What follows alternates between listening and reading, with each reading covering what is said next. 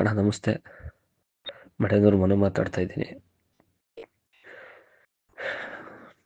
ನಾನು ನಿಜವಾಗ್ಲೂ ಸತ್ಯ ಹೇಳ್ಬೇಕು ಅಂದರೆ ನಮ್ಮ ತಾಯಣೆ, ನನ್ನ ಕಲೆ ಮೇಲೆ ಹಣೆ. ನಾನು ಉದ್ದೇಶಪೂರ್ವಕವಾಗಿ ನಾನು ಮಾತಾಡಿದ್ದಣ್ಣ.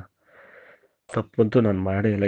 ಎಷ್ಟು ವರ್ಷ ಬೇಕಾದರೂ ಹೇಳ್ತೀನಿ. ನಾನು ತಪ್ಪು ಮಾಡಿಸಿದಾರಣ್ಣ, ತಪ್ಪು ಮಾಡಿಸಿದ್ದಾರೆ.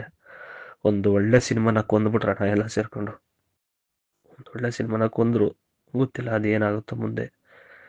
ಬಟ್ ಎಲ್ಲರೂ ಬ್ಯಾನ್ ಹಂಗೆ ಹಿಂಗೆ ಅಂತ ಎಲ್ಲ ಹೇಳ್ತಿದ್ದಾರೆ. ನೀವೆಲ್ಲ ಮನ್ಸು ಮಾಡಿದರೆ ನಿಜವಾಗ್ಲೂ ಮತ್ತೆ ಎಲ್ಲೋ ಅಂತ ಜೀವನ ಕಟ್ಕೋತೀನಿ. ಯಾಕೆಂದರೆ ಕಲೆ ನಮ್ಗೆ ಬಂದಿರೋದಣ್ಣ, ನಮಗೆ ಬೇರೆ ಏನೂ ಗೊತ್ತಿಲ್ಲ. ನನಗೆ ಏನೂ ಗೊತ್ತಿಲ್ಲ.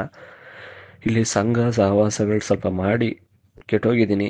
ಇನ್ನು ಮುಂದಕ್ಕೆ ಯಾರ ಸಹವಾಸ ಬೇಡಣ್ಣ. ನಾನು ನೆಮ್ಮದಿಯಾಗಿ ಜೀವನ ಮಾಡ್ತೀನಿ. ನನ್ನ ಕಲೆ ಏನು ನಂಬ್ಕೊಂಬಂದೆ ಅದನ್ನೇ ನಂಬ್ಕೊಂಡು ಜೀವನ ಮಾಡ್ತೀನಿ. ದಯಮಾಡಿ ಒಂದು ಅವಕಾಶ ಕೊಡಿ. ನೀವು ಅವಕಾಶ ಕೊಟ್ಟರೆ ನಿಜವಾಗ್ಲೂ ಎಲ್ಲೋ ಅಂತ ಜೀವನ ಮಾಡ್ತೀನಿ. ಏಕೆಂದರೆ ನಾನು 16-17 ವರ್ಷದಿಂದ ಜೂನಿಯರ್ ಆರ್ಟಿಸ್ಟಾಗಿ ಮಾಡ್ಕೊಂಡು ಊರಲ್ಲಿ ಜಮೀನು ಕೆಲಸಗಳು ಮಾಡ್ಕೊಂಡು ಒಂದಿಷ್ಟು ರಿಯಾಲಿಟಿ ಶೋಗಳು ಮಾಡ್ಕೊಂಡು ಬಂದವನು. ಇಷ್ಟು ಕಷ್ಟಪಟ್ಟರು ಯಾರೂ ನಮ್ಮ ಗುಂಡಿ ನಾವು ತೋಡ್ಕೊಳ್ಳಲ್ಲ. ಇದು ನನ್ನ ಕೆಟ್ಟ ಟೈಮಿಗೆ ಇದೊಂದಾಗಿದೆ. ನೀವೆಲ್ಲ ಕ್ಷಮಿಸಿದರೆ ನಿಜವಾಗ್ಲೂ ಅಣ್ಣ, ನಮ್ಮ ಫ್ಯಾಮಿಲಿ ಎಲ್ಲ ಚೆನ್ನಾಗಿ ನೋಡ್ಕೊಂಡು ಮುಂದಕ್ಕೊಂದು ಒಳ್ಳೆ ಬುದ್ಧಿ ಕಲಿತೀನಿ. ತುಂಬ ಬದಲಾಗ್ತೀನಣ್ಣ. ನಿಮ್ಮ ಹೆಸರು ಹೇಳ್ಕೊಂಡು ಎಲ್ಲೋ ಅಂತ ಅನ್ನ ತಿಂತೀನಿ.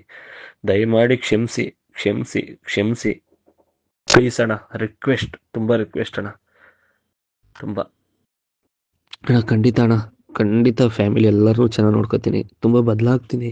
ಬದಲಾಗಕ್ಕೆ ಅವಕಾಶ ಮಾಡಿಕೊಟ್ಟಿದ್ರಲ್ಲ, ಅದೇ ನನ್ನ ದೊಡ್ಡ ಪುಣ್ಯ. ನಿಜವಾಗ್ಲೂ ಅಣ್ಣ, ತುಂಬ ಖುಷಿ ಆಗ್ತಿದೆ. ನಿಜವಾಗ್ಲೂ ಜೈಲಿಂದ ಆಚೆ ಬಂದಾಗ ತುಂಬ ಡಿಪ್ರೆಷನಲ್ಲಿದ್ದೆ. ಎಲ್ಲರೂ ಮೀಟ್ ಮಾಡಬೇಕು, ಆಶೀರ್ವಾದ ಆಗಬೇಕು, ಏನೇನು ನಡೆದಿದೆ ಅದೆಲ್ಲ ಹೇಳ್ಬೇಕು ನಿಮ್ಮ ಹತ್ರ ಅಂದ್ಕೊಂಡೆ. ಬಟ್ ಎಲ್ಲರೂ ಬ್ಯುಸಿ ಇದ್ದಾರೆ ಅಂತ ಗೊತ್ತಾಯಿತು. ಹಾಗಾಗಿ ಚಾಟ್ ಮಾಡಿದೆ ಅಣ್ಣ.